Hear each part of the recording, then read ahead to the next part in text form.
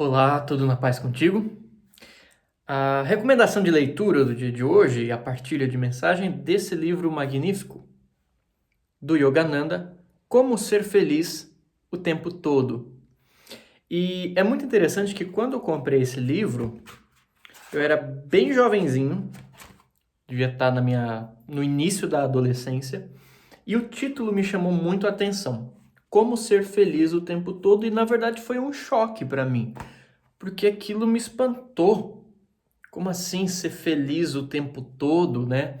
Para mim isso era uma coisa assim, uau, né? E que interessante se você parar para pensar, né? Só comentar isso antes de partilhar aqui contigo a leitura. É o seguinte, hoje eu olho para isso com outra cabeça. Hoje eu não acho nenhum absurdo você ser feliz o tempo todo. E ser feliz não significa ausência de problemas, né? Ausência de desafios e lições, enfim. Mas é que, na verdade, a gente vai descobrindo que a nossa natureza é felicidade. A nossa natureza é plenitude. A nossa natureza é bem-aventurança. Só que quem é que está interessado nos estímulos, né, sociais que a gente tem em fazer a gente descobrir a nossa verdadeira natureza? É por isso que aí passa eu lá, adolescente, na frente da banca lá de livro, olho isso aqui e falo, imagina, como assim? Ser feliz o tempo todo, parecia uma coisa muito distante. Porque a nossa sociedade prega o contrário. Você tem todo um paradigma de vida que contribui para o contrário. E o máximo que você pode ter é um conformismo de a vida é assim. Imagina, como assim? Como ser feliz o tempo todo? Meu Deus, não faz sentido, porque a vida faz total sentido. Só que existe um caminho para isso. E não é um caminho da matéria, não é um caminho da superfície, não é um caminho do ego. E quantos de nós estamos a fim de ir além do ego, né? Ou de deixar as buscas da felicidade que se estruturam a partir dessa perspectiva egóica.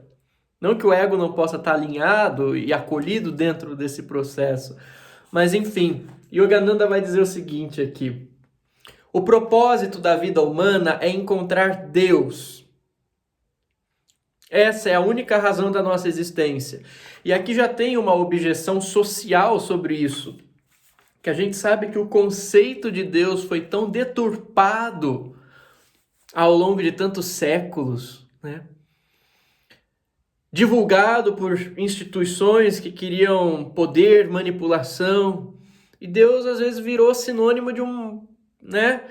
Meu Deus, é o tirano, é um modelo antropomorfizado, né? O que é Deus, né?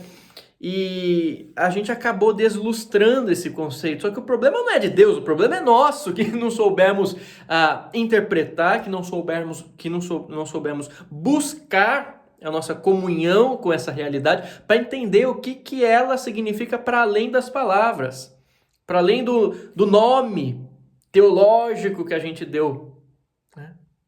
E aí Deus fica apenas no campo da especulação, da fé a nível racional. Eu acredito, porque eu acredito. Mas a gente não ensina as pessoas a como entrar em contato com essa realidade. E esse foi todo o trabalho dos yogis. Yogananda, por exemplo. Ele veio para o Ocidente para falar, olha, gente, tem um caminho. Não é uma coisa assim, aleatória, quando Deus quiser. Não. Existe uma forma que ele vai chamar de científica, inclusive. Não científica de laboratório, mas científica de assim, se você pegar o mesmo método e replicar em diversas situações, você vai ter o mesmo resultado. O yoga original trabalha com esse princípio. Existe uma potencialidade de percepção na alma humana que ela pode ser ativada. Quando essa percepção, gerada por expansão de nível de consciência, em um processo regrado e responsável, porque tem como você expandir, mas de formas que vão forçar o processo e nem sempre os resultados são bons, porque ele não consegue integrar a coisa no nosso nível ainda de personalidade. É uma expansão muito grande. Então, a ciência do yoga vai falar isso. Não o yoga de pôr o pé atrás da orelha, não é esse? Que é o yoga ocidentalizado. Mas o yoga é senda de realização espiritual. Olha, existe essa potencialidade, existe essa capacidade, existe um passo a passo. Esse foi o problema, inclusive, pelo yoga, quando veio para o Ocidente, ter ganhado o apelo que ele ganhou de exercício físico. Porque como é que você ia vender nas vitrines uma ciência de realização divina para uma sociedade completamente materialista? Ou o lado que buscava a espiritualidade era um lado muito fundamentalista, muito fanático, só aquela verdade servia. Como é que você ia falar? Então você teve que falar, o pessoal pegou a parte mais superficial. Não que não faça sentido dentro do contexto da coisa toda, mas enfim. O propósito da vida humana, vai dizer Paramahansa Yogananda, com todas as letras, é encontrar Deus. Essa é a única razão da nossa existência. Inclusive, quando perguntaram para o Yogananda uma vez, Yogananda, como que é meditar? Yogananda não falou, deixa a mente assim, pense nisso, com luz, não sei o que tem, observe a respiração. Ele falou, não, coloca todo o seu foco em Deus, até tudo mais silenciar, até o seu ego silenciar, até o seu eu menor silenciar, e você conseguir se fundir com a imensidão daquela realidade maior. Onde a sua consciência, a consciência causal, encontra o seu ponto de comunhão. E ali você mergulha e se realiza. Vê que você e o amor causal são um só. Essa é a única razão da nossa existência.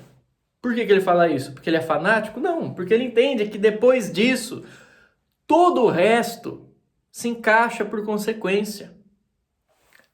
É a gente ir na base da coisa, no âmago, na fonte da vida.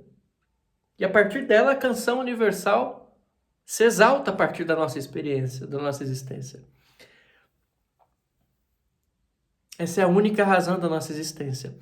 Emprego, amigos, interesses materiais, tais coisas não importam por si mesmas. Não é que não importam. Não importam por si mesmas, não são a finalidade em si.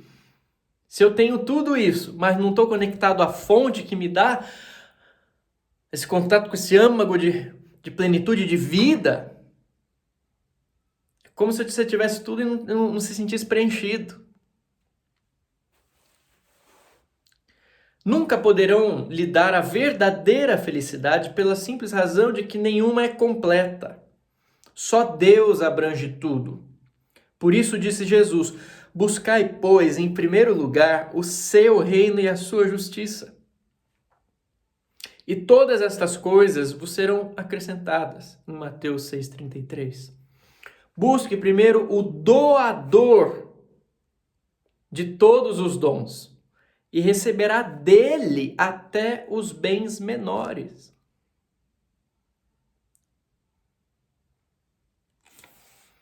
A alegria é um aspecto da divindade. A alegria divina é como milhões de alegrias terrenas enfeixadas em uma.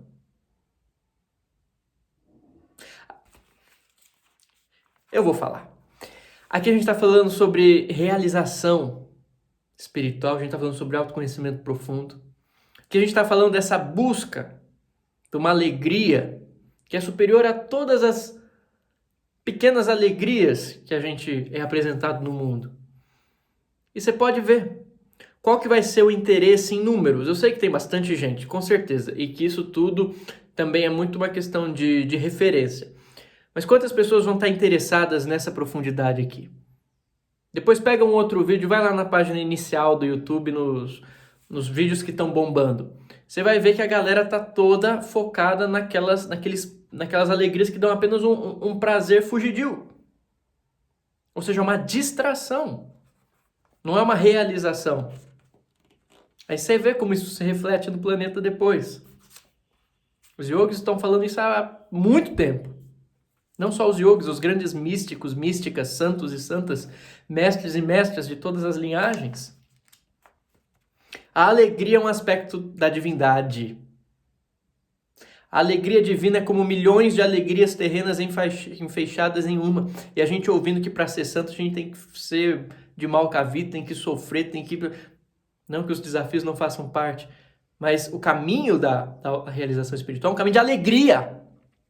Ela te traz isso. O marketing que está sendo feito para a gente é o contrário, né? Parece que para você ser uma pessoa espiritualizada, você tem que ser aquela pessoa assim, que... Não! É alegria, é vida na alma. Em união com a própria sede da vida.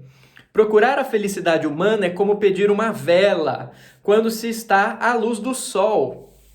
A alegria divina nos rodeia eternamente, mas as pessoas olham para as coisas julgando que elas lhes assegurarão a bem-aventurança. O máximo que conseguem é o alívio das dores emocionais e físicas. A alegria divina, porém, é a realidade fulgurante. Diante delas, alegrias terrenas não passam de sombras. Portanto, ore assim a Deus: meu infinitamente amado, bem sei que estás mais perto que estas palavras com as quais oro. Estás mais perto que meus pensamentos mais imediatos. Para além de todos os meus sentimentos irrequietos, possa eu perceber teus cuidados para comigo e teu amor. Para além da minha percepção, possa eu ser amparado e guiado por tua consciência, para além do meu amor por ti, que eu me torne ainda mais ciente do teu afeto. Se você orar sempre a Ele dessa maneira, com toda sinceridade, sentirá sua presença, subitamente, como uma intensa alegria no coração. E nesse assomo de júbilo, saberá que Ele está a seu lado e lhe pertence.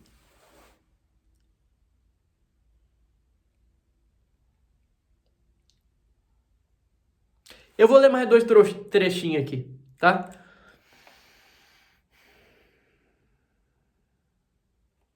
O verdadeiro propósito da vida é encontrar Deus. As tentações do mundo lhe foram dadas para ajudar você a aprimorar seu discernimento. Você prefere os prazeres dos sentidos ou Deus? Os prazeres parecem sedutores a princípio, mas, se você os preferir, cedo ou tarde se verá metido em confusões e dificuldades sem fim. A perda da saúde, da paz de espírito e da felicidade é o quinhão daquele que sucumbe à atração dos prazeres sensuais. Ele não está falando de castração, está falando de equilíbrio e de bom senso. A alegria infinita, por outro lado, será sua tão logo você conheça a Deus. Todo ser humano terá um dia de aprender essa grande lição de vida. O sofrimento nos recorda que este mundo não é o nosso lar.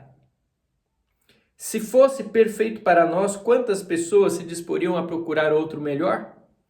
Mesmo sendo tudo tão precário como é, note quão poucas buscam Deus. De 1000, disse Krishna, talvez uma. Por isso que eu falei para você fazer o teste estatístico aqui. De visualização, número de visualização.